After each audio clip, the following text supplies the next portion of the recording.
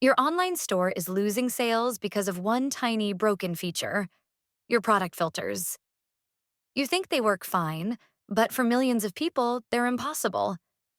Imagine trying to shop using only your keyboard. Many people do.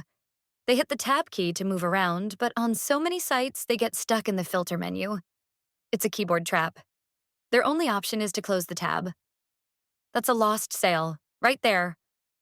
Or think about someone using a screen reader. They check a box to filter by size, and the product grid instantly updates. But their screen reader says nothing, just silence. They assume the filter is broken and leave, when the perfect product was right there on the screen, completely unannounced. It gets worse. Those fancy price sliders are often a nightmare. You can't control them with arrow keys. And those little color swatches? If they aren't labeled, a screen reader just says image, image, image. Is it red? Is it orange? Who knows? It's an instant deal breaker. The crazy part is that the fixes are simple. It's about making your site communicate. Adding a quick announcement like 25 results found for screen readers changes everything. Labeling a button with an X as clear all filters. One fashion retailer did this.